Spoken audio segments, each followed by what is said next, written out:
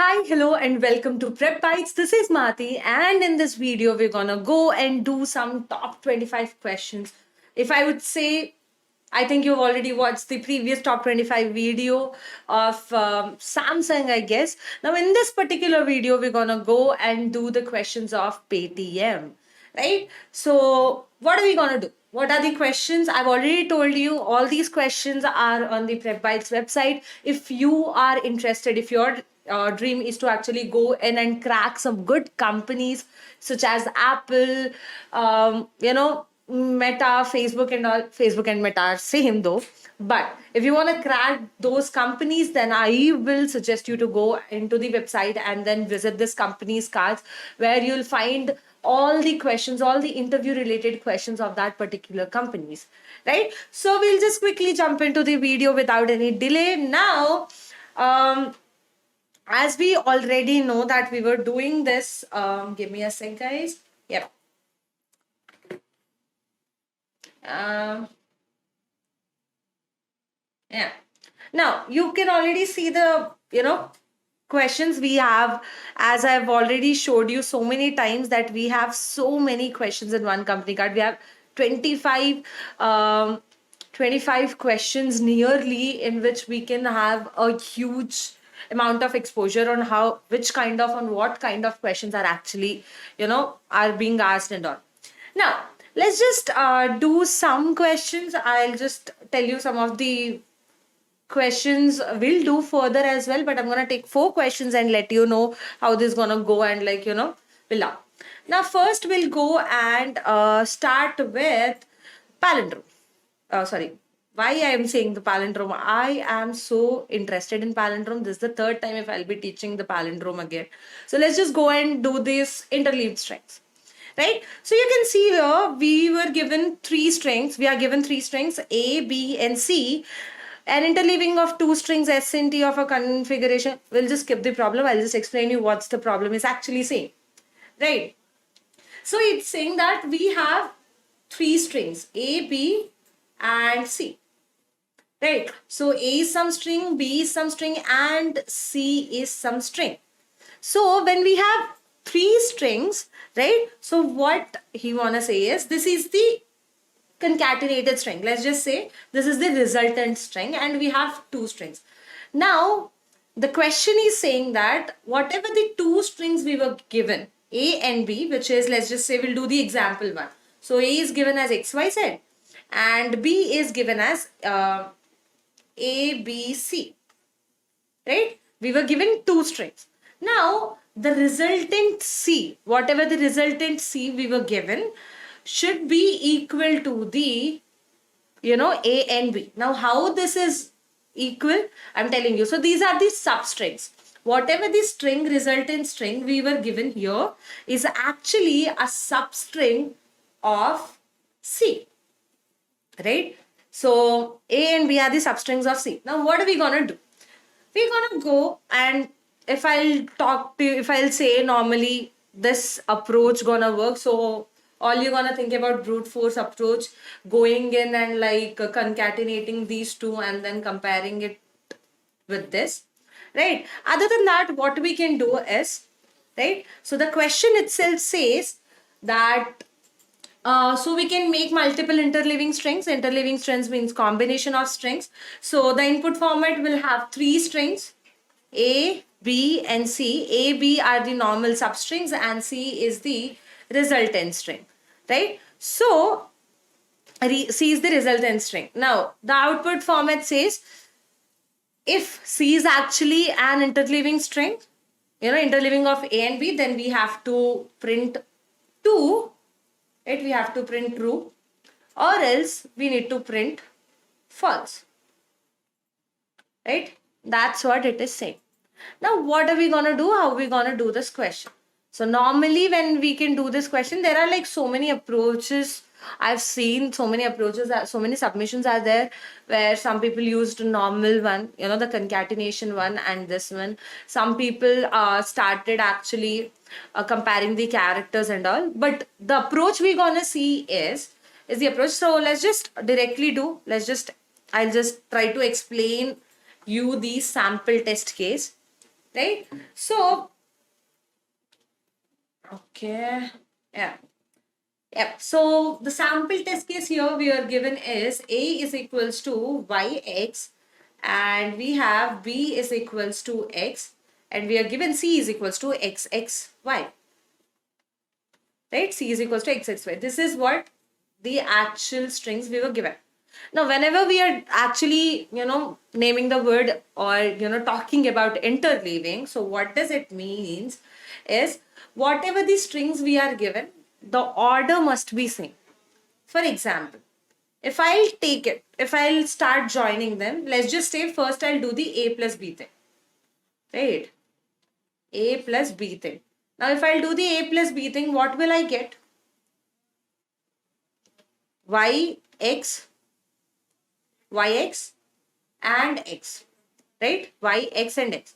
The order should be always same. The order should be same. If the order is not same, obviously it will not be an interleaving string, right? So that's why we're gonna print it as false. That's what the question is. Now how are we gonna do this? Now what we'll do, we have already the string, right? We already have this string. Now what are we gonna do? We're gonna go and take the first character of C, right? First character of C, and we'll compare it with A. Now we can see that y is not equal to x. So what are we gonna do? We're gonna go and compare the first character of C, because we know that this condition is false. Once we have compared with A, the first character of A and C, and we got to know that A is not a substring of C, right? Because we wanted to maintain that particular order, right? So let's just go and search for B. Now the first character of B is X and the first character of C is X. Now this is good, which means, yeah, B is a substring. So once it is substring, if there are more characters in that, we would have gone and checked with the second character of B and second character of C. But we do not have any other characters, so we'll jump back into A. Right? Now we'll compare the first character of A with second character of C. Again, it is y and x, and we know that y is not equals to x, which means A does not actually taking part in C in the particular order we want. So we'll print false. We are comparing the characters contiguously. First A, if doesn't matches, then going to B. If it doesn't matches, then again coming back to A. Right? So that is how this question gonna go and get solved. I hope you understood this question. So let's just quickly jump into the second question. Right? So the second question, I would go for coins. So this is one of the important, or a popular, I guess it is popular, because I've seen so many people doing this. I've done in my graduation as well. So let's just do. So popularly, this question is known as coin change. Right? So let me explain you what this coin change is actually. So let's just take an example of the sample test case itself. Right. So what do we need to do? I'm going to explain you with the sample test case itself. So we are given an array with its length. So this is my array 2, 5, 3, 6. Array has these elements. Right. So its length is 4 and the given sum is 10. Right. So we need to find maximum possible ways to actually have the combination of 10. So these are all the coins. We have 2 rupee coin, we have 5 rupees coin, we have 3 rupees coin, we have 6 rupees coin. We have different coins, and we have infinite supply of these coins. Right? There is no restriction or bounding in these coins. Now we need to take some pairs. We can take single coin, we can take combinations of all the coins. It depends upon us. We need to make the sum of 10. Now, what are the ways we're gonna do? The first way is, let's just say I'm gonna take, 2 coins, and I'm gonna take 0 coins of these two, these all three. Still, it's 10, right? So let's just say I'm gonna take 2 coins of 5 alone. So how many possibilities? Again, it's 10, right? Now I'm gonna go and take 2 coins of 3, 2 coins of 2, and take 0 coins of 5, right? 5 and 6. This is also, now again I'm gonna go take 1 coin of this, 1 coin of this, and 1 coin of this. Still, there is a possibility. Now we'll just go and take 1 6 coin, and then go and take 2 2 coins, which is again a possibility of 10, right? All these are tens as well. So which means we can see that there are 5 possible ways, right? So whenever there are so many approaches, we can do this with recursion and memoization. We can do with we can do along uh, dynamic programming, or using a vector approach as well. But I'm gonna tell you, if we'll go and do the tabulation approach, TBK, then what we're gonna do, this array was simple. We were having only 4 coins, so we can actually go in and check, for example, whether to pick the coin or not. So picking up the coin and deciding whether to pick it or not pick it for every coin gonna be a lengthy process, and that's why it is known as knapsack method, right? I think if you don't know, knapsack method is generally derived into two arrays, one with weights and one with values, right? So there will be an item, it will be derived into two arrays, one with weights and one with values, and it will be configuring whether to pick weights, whether to pick value, which means whether to pick or not. So that's why it is known as knapsack greedy method. I think most of the people who have done DSA, who are actually familiar with DP and BT, will definitely have an idea of this particular method, right? So what are we gonna do? How are we gonna do? So what are we gonna do is we're gonna go and take a 2D vector here, right? In 2D vector, what are we gonna do is we're gonna go, and we already know that we have 4 types of coins: 2, 3, 5, 6. Now these 4 type of coins, we know that whatever the combinations we're gonna take are the sub problems, right? And we are not taking, it's not necessary that we are only picking one coin at a time, or it is not necessary that we can only pick one coin, one variety of coin. We can pick infinite coins of the same variety, right? So we're gonna go and take a 2D vector, and whatever the sub problems we have, whatever the combinations we have, we're gonna go and store all the combination into these 2D vector. So as soon as we're gonna go and store these all sub problems in the 2D vector, what are we gonna do is we're gonna go and traverse through the entire array.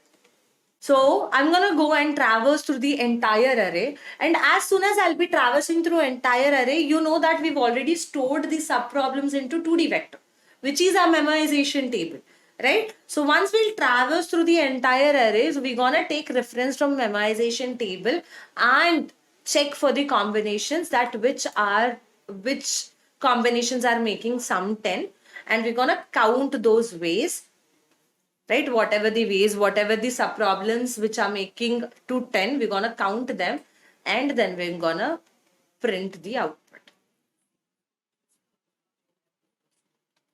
right? So then we're gonna print the output. That is how it is. Now let's just jump into the third question, which is our